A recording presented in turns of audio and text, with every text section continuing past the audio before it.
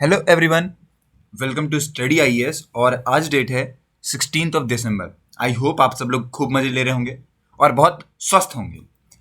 देखिए, आज का जो इंडियन एक्सप्रेस का पेज है दोस्तों, उसके अंदर काफ़ी सारे आर्टिकल कवर करे गए हैं, लेकिन दो बहुत इंपॉर्टेंट आर्टिकल हैं। पहला आर्टिकल जो है दोस्तों, वो बात कर रहा है कि जो रिटेल डिपॉजिट रेट है वो बढ़ चुके हैं, और एक सवाल है कि क्या आपको अपना पैसा जो है, अपने फंड जो है वो बैंक एफडी में रखने चाहिए या नहीं। दूसरा है दोस्तों, यहाँ पे आपको पता है कि जो लाइन ऑफ एक्चुअल कंट्रोल है उसमें टेंशन चलती हुई आ रही है, चलती हुई आई भी, और अभी भी यहाँ पे चीज़ें बहुत अनसर्टेन आई हैं। ओके, ये बातें जो हैं वो हमें यहाँ देखने को मिली, इन्हीं के बारे में हम लोग डिस्कस करने वाले हैं कि आखिर किस तरीके की बातें हमें देखने को मिलती हैं। तो पूरा एलएसी के बारे में डिस्कशन रहेगा। ये दोनों आर्टिकल मैं आपके साथ आज की वीडियो में इन डिटेल डिस्कस करूंगा। अगर कोई भी डाउट आपको रहता है तो आप ये मुझसे क्लियर कर लीजिएगा कमेंट सेक्शन में अपने डाउट्स वगैरह पूछकर। चलिए अब शुरू करते हैं अपनी आज की वीडियो को। उससे पहले बता दूं कि 22 दिसंबर से आप लोग के लिए आरंभ बैच जो है वो चालू हो जाएगा, और आज तक के लिए जो ऑफर है वो आपके पास वैलिड है। आप लोग जाइए और इस ऑफर का फायदा उठाइए। 0% की ईएमआई भी अवेलेबल है, साथ ही टेस्ट सीरीज है अच्छी खासी आपके पास है, बहुत नॉमिनल चार्जेस पे। और आप लोग के लिए IRMS की जो क्लासेस हैं दोस्तों, ये भी चालू हो जाएंगी 18 दिसंबर से। 18 दिसंबर सुबह 11 बजे ही होने वाला है अनअकैडमी अल्ट्रा कॉम्पैक्ट, और फ्री इंटरव्यू गाइडेंस प्रोग्राम भी आप लोग के लिए अवेलेबल है। आप लोग यहाँ पे जाके एनरोल कर सकते हैं।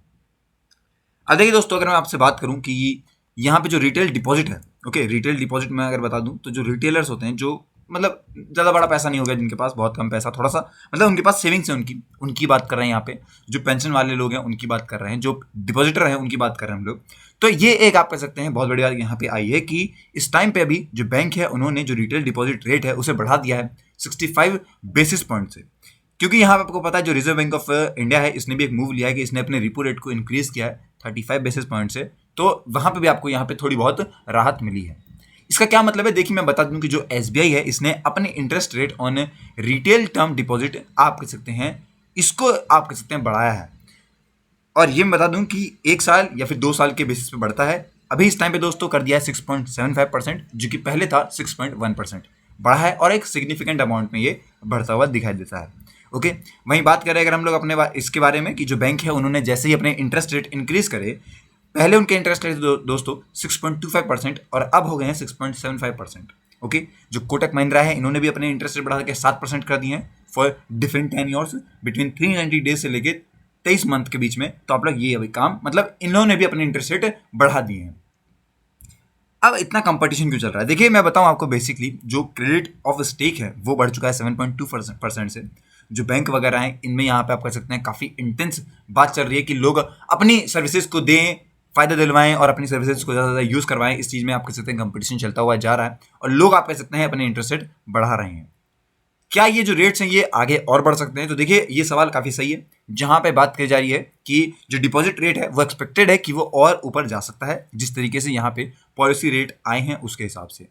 साथ ही दोस्तों जो कंपटीशन है बैंक्स के बीच में, वो यहाँ पे फायदा देगा जो लोग आप कह सकते हैं डिपॉजिट करने वाले हैं। वो कई सारी चीज़ों से यहाँ पे अलग अलग हमें चीज़ें देखने को मिलती हैं, जैसे कि जो लिक्विडिटी है मार्केट के अंदर वो काफ़ी कम हो रही है, इन्फ्लेशन दोस्तों है। तो ये सब आप कह सकते हैं कुछ फैक्टर हैं जो कि कहीं ना कहीं एक रिटेल डिपॉजिटर के लिए बेनिफिट दे सकते हैं। पिछले 7 महीने की बात करें तो RBI ने अपने रिपो रेट को यहाँ पे आप कह सकते हैं कम्युलेटिवली 225 बेसिस पॉइंट से बढ़ाया था। वहीं जो रिटेल इन्फ्लेशन है वो डिक्लाइन हो गया था, 5.88% हो गया था नवंबर में, अब बढ़ चुका है। लेकिन ठीक है, ये बात मैं बता दूं आप लोग को, करेंटली दोस्तों जो लेवल है वो 6.25% तक है।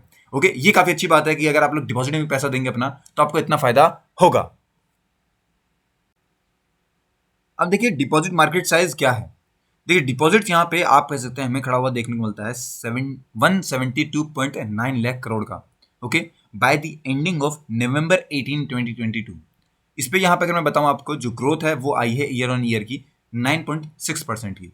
इस टाइम पे जो बैंक का डिपॉजिट है दोस्तों वो इंक्रीज हो गया है 15.2 लाख करोड़ तक का। ओके, और ये लास्ट आप कह सकते हैं 12 मंथ का डेटा है जो कि हमें यहाँ देखने को मिलता है। तो मार्केट साइज काफी बड़ा है, ह्यूज अमाउंट में हमारे पास है। अगर हम अब देखते हैं एफडी के ऑप्शंस पे, एफडी का ऑप्शंस मतलब कैसा होगा कि जो सिचुएशन है हाई इन्फ्लेशन वाली, आप कह सकते हैं इंटरेस्ट रेट बढ़ाए जा रहे हैं, फिक्स डिपॉजिट को क्या यहाँ पे कह सकते हैं पहली चॉइस होनी चाहिए या नहीं होनी चाहिए। ओके, इस वाली बात को यहाँ पे हमें चीजें देखने को मिलती हैं। देखिए एक और बात मैं आपको बताना चाहूंगा बेसिकली कि अब भी अगर कोई इन्वेस्टर लेके आता है तो एक्सपर्ट्स की माने तो वो ये कहते हैं कि एक आपके लिए जो फर्स्ट चॉइस है ये आप कह सकते हैं एफडी नहीं रहनी चाहिए। अगर आपके पास एक मार्जिनल टैक्स ब्रैकेट काफी बड़ा है, अगर आपके पास कैपेबिलिटी है तो आप इन चीज़ों को अवॉइड करें। दूसरी चीज क्या है दोस्तों, ये बताया गया है कि जो एफडी होती हैं ये सीनियर सिटीजन या फिर आप कह सकते हैं कोई ऐसे व्यक्ति होंगे जो बहुत सिक्योर, बहुत कंफर्ट में रहना चाहते हैं, जिनका पैसा बढ़े ना बढ़े उन्हें फर्क नहीं पड़ेगा।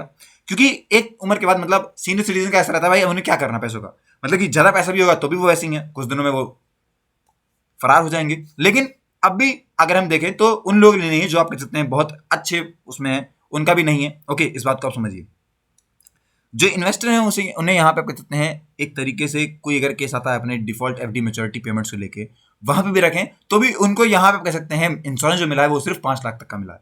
ये भी बहुत बड़ी बात है, अगर आपके पास हाई पे है तब भी आप कह सकते हैं सिर्फ 5 लाख में सेटल करना पड़ेगा अगर कोई डिफॉल्ट होता है तब, तो ये भी कम चीज़ है। काफ़ी सारे यहाँ पे ऐसे भी हैं दोस्तों आप कह सकते हैं एफडी में जो कि सर्व नहीं कर पा रहे हैं purpose, they need 20 to 25 years पहले वाले। ओके, और एक और बात है दोस्तों, यहाँ पे अब काफी सारे लोग ये मानने लगे हैं कि जिस तरीके से एफडी पहले काम करता था 20-25 साल पहले, वो अब वैसे काम नहीं कर रहा है। ओके, जिस तरीके से यहाँ पे आप कह सकते हैं जो रेट्स थे उनके वो ऐसे थे कि डबल डिजिट के थे पर अब सिंगल डिजिट में आ गए हैं। तो ये सब चीज़ें ये बता रहे हैं। काफ़ी सारे यहाँ पे जो इन्वेस्टमेंट है आप कह सकते हैं यही है हमें बेसिकली सबका कि वो अपनी जो एसेट है, जो उनकी वैल्यू वो लोग डिपॉजिट कर रहे हैं वो बढ़े। बेसिकली हाई इन्फ्लेशन हो रहा है दोस्तों, यहाँ पे नेगेटिव पोस्ट टैक्स आता है ओके रियल इंटरेस्ट रेट में, वो एफडी को काफी ज्यादा अनअट्रैक्टिव बना रहा है। ओके, और हाईएस्ट टैक्स ब्रैकेट वाले लोगों के लिए और ज्यादा प्रॉब्लम होती जा रही है। कुछ ऐसे इंडिविजुअल हैं जो कि इस ब्रैकेट में आते हैं, उन्होंने यहाँ पे आप कह सकते हैं बिल्ड किया अपना पूरा रिटायरमेंट कॉर्पस, मतलब कि वो लोग अपने आप कह सकते हैं रिटायरमेंट होने के बाद कैसे काम करने वाले हैं, अपने बच्चों के लिए बचाया, उनकी एजुकेशन के लिए, मतलब बथेरे काम रहते हैं तो उनके लिए बचाया। उन जैसों के लिए यहाँ पे जो एफडी है वो एक बेस्ट ऑप्शन नहीं आएगा। देखिए वहीं सीपीआई का जो इन्फ्लेशन है दोस्तों वो अराउंड 6% का है। एक्सपर्ट्स की माने जो लाइफ स्टाइल इन्फ्लेशन अभी चल रहा है, जो एजुकेशन एक्सप्लेन मतलब इन्फ्लेशन अभी चल रहा है वो 7 से 8% तक है। तो अगर आप डाल भी देंगे तो भी आपका पैसा बढ़ेगा नहीं, और जो बढ़ेगा उससे आपको फायदा होगा नहीं। तो ये तरह की बातें जो है वो हमें पता लगती हैं। साथ ही दोस्तों अगर मैं आपको एग्जांपल से समझाना चाहूंगा कि मान लीजिए आप लोग 10 ईयर का एक इन्वेस्टमेंट प्लान लेते हैं ऑफ 10 लाख, तो जो बैंक ऑफ एफडी है वो आपको ऑफर करेगी 6.5% मतलब 6.5% का आप कह सकते हैं इंटरेस्ट रेट। ओके, ये आपका रेट रहेगा जो कि लगभग पहुंचेगा आपका 6.1 लाख तक। इसका मतलब ये हो गया कि जो इन्वेस्टमेंट है 10 लाख की वो ग्रो होकर अब हो जाएगी 16.1 लाख आफ्टर 10 ईयर। तो इतना पैसा आपका यहाँ पे बढ़ जाएगा। जो आप कह सकते हैं कुछ ऐसी कैटेगरी है यहाँ पे इन्वेस्टर की जो कि कंटिन्यू अपने जो फंड वगैरह इन एफडी में रखते हैं, तो उनके लिए ये ठीक है। पर जो इन्वेस्टर जो कि यहाँ पे इनकम वाले हो गए, जो कि इनकम है इनकी नॉन टैक्सेबल या फिर जो आप कह सकते हैं लोएस्ट टैक्स ब्रैकेट में आते हैं, वो कंसीडर कर सकते हैं टैक्स को। ये उन्हें यहाँ पे 6% तक का पोस्ट टैक्स रेट मतलब रिटर्न दे देगा, जो कि उनके लिए बहुत मतलब आप कह सकते हैं एक अलग तरीके से डाइवर्सिफिकेशन वाली स्ट्रेटजी आएगी और ये फायदा भी देगा उनको बेसिकली। ओके, तो ये सारी बातें जो कि हमें पता लगती हैं और समझ में आती हैं कि आखिर किस तरीके से जो है रिटेल जो डिपॉजिटर है वो अपना पैसा एफडी में पार्क कर सकते हैं, अपनी एफडी में रख सकते हैं और उन्हें कितना बेनिफिट होगा। आई होप कि आपको समझ में तो जरूर आएगा। अगला आर्टिकल आता है दोस्तों कि किस तरीके से आप कह सकते हैं सिचुएशन है आप कह सकते हैं एलआईसी पे, उस सिचुएशन को लेते हुए हमारे जो आर्मी के चीफ हैं जनरल साहब मेजर पांडे, उन्होंने ये बात बताई कि जो सिचुएशन है वो स्टेबल तो है लेकिन अनप्रेडिक्टेबल है, कि कब तक ये स्टेबल रहेगी इसके बारे में कोई भी इंफॉर्मेशन उनके पास नहीं है। देखिए मैं बताऊं आपको पता है कि काफी सारी चीजें यहाँ होती हुई जा रही हैं। आपको पता है यहाँ पे दिसंबर 9 को अर्ली आवर्स में तो सुबह 3 बजे यहाँ पे जो चाइनीज ट्रूप हैं ये भारत की टेरिटरी में आके भारत की जो इंडियन पोस्ट है ऑन दी एलएसी, आप कह सकते हैं कौन सा एरिया, तवांग एरिया में अरुणाचल प्रदेश के अंदर ये घुस गए। ओके, और वहां पे आप कह सकते हैं काफी सारी झड़प भी हुई थी, थोड़ी बहुत यहाँ पे आप कह सकते हैं चोटें भी लगी, लेकिन उसके बाद उन्हें भेज दिया गया, मतलब कि भगा दिया गया, भेज दिया भगा दिया गया। ओके, एक और बात दोस्तों यहाँ पता है आपको कि जो चाइनीज सोल्जर हैं इन्होंने क्रॉस किया था इंडियन साइड को 3 AM सुबह बिल्कुल। ओके, और उसी टाइम पे नंबर सोल्जर जो है लगभग यहाँ बताया जा रहा है 600, हाईएस्ट एस्टिमेट लगाया जा रहा है, और लोएस्ट में 200 तो कम से कम थे। इतने आप कह सकते हैं वहां पे लोग भारत में घुसे थे। ओके, वो आप कह सकते हैं घुसपैठिया बन के आ रहे थे भारत में चाइनीज आर्मी के। देखिए दोस्तों एक और बात यहाँ बताना चाहूंगा कि जो पूरा आपका एलएसी है, जो पूरा आप कह सकते हैं वो एरिया है वो लगभग है 3488 किलोमीटर का एलएसी। ओके, जिसमें मैं बताऊं आपको तो 1346 किलोमीटर आता है आपके ईस्टर्न सेक्टर के अंदर। ईस्टर्न सेक्टर आपको पता है कि इस तरीके से आपको मैं बता दूं कि इस तरीके से हो गया आपका नॉर्थ और ये हो गया ईस्ट वाला, तो जहां अरुणाचल प्रदेश है वो आपका ईस्टर्न सेक्टर में आ रहा है। ओके, इस तरीके से यहाँ पे अरुणाचल प्रदेश हो गया हमारा, तो जो ईस्टर्न सेक्टर है हमारा वहां पे आप कह सकते हैं प्रॉब्लम बताई जा रही है। जो स्टैंड ऑफ है दोस्तों ईस्टर्न लद्दाख में जब पहले हुआ था उस टाइम पे आप कह सकते हैं काफी सारी प्रॉब्लम तब भी आई थी, और यहाँ पे आप कह सकते हैं मीटिंग्स वगैरह भी हुई थी, और ये भी आप कह सकते हैं कई सारे यहाँ पे आप कह सकते हैं नेगोशिएशन की बात करी गई थी। अभी अरुणाचल प्रदेश क्यों आप कह सकते हैं बहुत ज्यादा इंपॉर्टेंट है, चाइना क्लेम करता है अपनी वर्चुअल आप कह सकते हैं पूरी तरीके से अपनी टेरिटरी बताता है चाइना। और क्योंकि अगर हम बात करें जो तांगवांग जगह है पर्टिकुलरली, वो सेंटर है ऑफ द तिब्बतन बुद्धिज्म के लिए, ये बहुत बड़ी बात है और इसीलिए वो ये बताते हैं।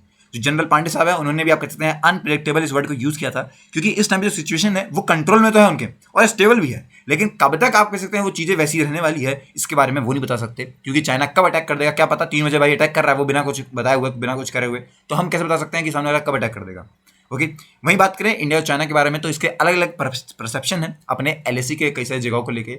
16 ऐसे पॉइंट दोस्तों जहां पे हम लोगों ने म्यूचुअली एग्री किया है कुछ डॉक्यूमेंट्स में। लद्दाख दोस्तों जो जगह होगी वहां पे आप कह सकते हैं कोई भी ओवरलैपिंग जो चाइनीज क्लेम करते हैं वो 3 जगहों पे जिनका इनकर्जन 2020 में हुआ था, उनमें से आपकी गोगरा होगी, हॉट स्प्रिंग होगी और गलवान। आपको पता है गलवान वाली जो वैली थी उसमें भी आप कह सकते हैं चाइना वाले घुसे थे और थोड़ी बहुत वहां घुसपैठ हुई थी, जिसमें 20 हमारे जो जवान थे वो शहीद हुए थे। 2021 के अंदर जनरल पांडे साहब ने यहाँ पे जीओसी ओके इसकी बात करी गई, जहां पे उन्होंने ये बताया था कि जो आप कह सकते हैं आर्मी है to the Arunachal Pradesh for media to eastern sector को, वहां उसके बारे में थोड़ा बहुत बताया, वहां जाकर उन्होंने चेक भी किया था।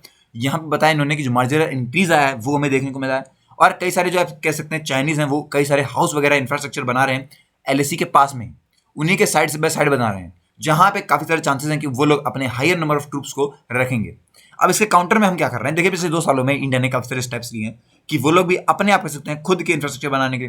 बॉर्डर रोड ऑर्गेनाइजेशन सीला पास टनल प्रोजेक्ट जो है उसको लेके आया, जो कि रेडी हो जाएगा बाय जनवरी 2023, और ये दोस्तों काफी ज्यादा क्रूशियल रहेगा ऑल वेदर कनेक्टिविटी के लिए। ओके, तेजपुर आसाम और आप कहते हैं तांगवांग पे 1500 किलोमीटर का दोस्तों फ्रंटायर हाईवे प्रोजेक्ट है, जो कि आप कह सकते हैं पूरे तरीके से शेडोइंग लेके आएगा एलएसी के अरुणाचल प्रदेश के अंदर। ओके, और जो तांगवांग है दोस्तों उसके west to Vijaynagar in east, Arunachal जो है दोस्तों वो आप कह सकते हैं पूरे फ्रंटायर रखेगा अपना चाइना से, मतलब कि हमारे लिए बहुत ज्यादा एक्सेसिबल हो जाएगा। एक यहाँ पे सिग्निफिकेंट जो इंटरवेंशन है वो आएगा अपने सर्वेलेंस को लेके, हम लोग बहुत सही तरीके से कर पाएंगे, और दोनों ही आप इतने क्लोज है एलएसी के। ओके, और डेप्थ एरिया में भी है, तो इससे हमें क्या फायदा होगा कि इन फ्यूचर अगर हमें बहुत इमरजेंसी वाली सिचुएशन भी होगी तब वी हैव दी आप कहते हैं रिसोर्सेज जिनका हम यूज करके बहुत अच्छे तरीके से परफॉर्म कर पाएंगे।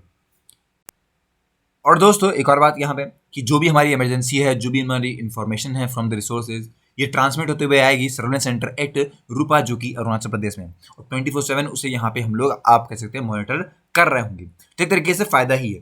अब दिसंबर 9 के इंसिडेंट की बात करें तो वहाँ पे आप कह सकते हैं थोड़ा सा गैप आया हमारे सैटेलाइट इमेजनरी के अंदर। रेडियो फ्रीक्वेंसी सिग्नल जो है आप कह सकते हैं जियो लोकेशन इक्विपमेंट को उनको यूज किया गया पिन पॉइंट करने के लिए लोकेशन ऑफ द ट्रूप, जो कि आप कह सकते हैं बिल्डअप कर रहे थे। सिग्नल सेंड करेगा दोस्तों फ्रॉम द डिफरेंट एंटीना से। ओके, पोजीशन वगैरह की बात करी गई थी कि हाई रेजोल्यूशन यहाँ पे जो इमेजेस हैं उनको बनाने की बात यहाँ पे करी गई थी। ओके, तो ये सब चीज़ें हमें यहाँ देखने को मिलती है, क्योंकि हम लोग को अपने तरफ से जो है स्टेप्स वो लेने चाहिए। अब आपको यहाँ पे मैं 3 जगहों के बारे में बता रहा हूँ। पहली होगी आपकी तवांग, MC मोहन होगी, मैक मोहन लाइन होगी, और आपकी LAC होगी। देखिए चाइना क्लेम करता है अरुणाचल प्रदेश को as a part of Tibet autonomous region. Okay, तो TAR के तरीके से नाम मानता है, और ये बोलता है कि जो अरुणाचल प्रदेश है ये साउथ तिब्बत है। ओके, देखिए ताइवान जो आपका तवांग है बेसिकली वो एक एरिया है जो कि काफी स्ट्रेटेजिक इंपॉर्टेंस रखता है, और काफी आप कह सकते हैं उसका जो कंट्रोल है वो अगर आता है तो तिब्बत और आप कह सकते हैं बुद्धिस्ट लीडरशिप में काफी ज्यादा आपका मतलब आप कह सकते हैं मान हो जाएगा। जो बुद्धिस्ट यहाँ पे मोनेस्ट्री वगैरह है तवांग में वो इंडिया की बिगेस्ट है। ओके, और 2016 में जो दलाई लामा है इन्होंने आपके सामने काफी सारे महीने जो थे वो वहीं बिताए थे। ओके, ये बात यहाँ पे हमें देखने को मिली थी। जो डिस्प्यूट है ओवर तवांग एंड अरुणाचल दोस्तों वो आप कह सकते हैं काफी ज्यादा चल रहा है। इंडिया चाइना के डिस्प्यूट ओवर मैकमोहन लाइन पर भी वहां भी हमें प्रॉब्लम देखने को मिली है, पर जो चाइना इसने रिजेक्ट कर दिया as a colonial line impose by the British Indian administration, और एक आप कह सकते हैं एग्रीमेंट के बाद जो साइन हुआ था आप कह सकते हैं तिब्बत के साथ, तब उन्होंने मना कर दिया। 1959 में दोस्तों जो यहाँ पे प्रीमियर थे जुआ एनलिया, उन्होंने प्राइम मिनिस्टर जवाहरलाल नेहरू को यहाँ पे लिखा था और बोला था कि उन्होंने सजेस्ट किया था कि दोनों साइड जो है वो विड्रॉ करेंगे अपने 20 किलोमीटर को from so called line of actual control से। ये बात इन्होंने यहाँ बताई थी। अलॉन्ग विच जो चाइनीज फोर्सेज दोस्तों इन्होंने कैप्चर कर रखा था इंडिया का आउटपोस्ट, जिसको वो लोग अपनी टेरिटरी बताते थे as per McMahon line. Okay, 1962 जो वॉर हुई वहाँ पे जो तवांग था वो इंडिया का सफर हुआ और काफ़ी ज़्यादा हमारी बुरी हार भी रही, और यहाँ पे जो आप कितने साइकोलॉजिकली स्कार्स आए इंडियन आर्मी के वो अब भी रहे हैं। जो चाइनीज सीज फायर दोस्तों उन्होंने यहाँ पे आप कहते हैं विड्रॉ किया टू द 20 किलोमीटर बिहाइंड 1959, और LAC जो है दोस्तों वो यूनिलेटरल हो गया। वही बात करें जो LAC का ईस्ट है वो काफ़ी ज़्यादा आप कह सकते हैं अलाई करता है मैकमोहन लाइन से। ओके, और साथ ही दोस्तों मैं आपको ये बता दूं कि जितनी भी आप कह सकते हैं वहाँ की जगह सारी नहीं लेकिन कुछ वहाँ की जगह जो है वो 1986 के मिलिट्री स्टैंड ऑफ में आ गई। ओके, जो जुआ इन्होंने ऑफर किया recognition the McMahon line exchange for India और उन्होंने एक्सेप्ट किया चाइनीज का क्लेम इन लद्दाख, वो आप कह सकते हैं काफी ज्यादा रीइटरेटेड किया गया बाय द डींग जियाओपिंग इन 1982 के अंदर, और जो कि आप कह सकते हैं काफी बड़ी बात थी जब हमारे यहाँ पे पीएम इंदिरा गांधी थी। ऐसे कुछ यहाँ पे कंसेशन आए जो कि एक्सट्रीमली अनलाइकली। अक्साई चीन वाली बात आई थी जहाँ पे जो नेहरू हैं वो फेमसली उन्होंने ये बात कही थी, not a blade of grass grows there, ये बात इन्होंने बहुत ज़्यादा आप कहते हैं, और ये इस टाइम पे फेमस भी हुई थी। मैं आपको बता दूं पहली बात ये मैं बता दूं 33 यहाँ पे असेंबली सेगमेंट्स हैं in the west Arunachal Pradesh parliament के कॉन्स्टिट्यूशन में, जहाँ पे आप कह सकते हैं ये रिप्रेजेंट करते हैं, आप मान लेंगे ये रिप्रेजेंट करते हैं हर एक इंडियन को फ्रॉम दी 1950 से। अब ये इंडिया के लिए काफ़ी आसान नहीं रहने वाला है क्योंकि चाइना जो है वो अटैक करता है अपनी टेरिटरी को, बताता है हमें लड़के उन्हें भगाना पड़ेगा और ये बताना पड़ेगा that this is our territory. तो ये बात हमें आगे देखने को मिलेगी क्या चलता हुआ आ रहा है, लेकिन इस टाइम पे आप कह सकते हैं थोड़ी कंडीशन जो है वो गर्मा गर्मी की सिचुएशन चल रही है। आई होप कि आपको इस वीडियो से काफी कुछ समझ में आया होगा। अगर कोई डाउट है तो इसको आप मुझसे पूछ सकते हैं कमेंट सेक्शन में। मिलते हैं नेक्स्ट वीडियो में, तब तक लिए have a nice day and take care.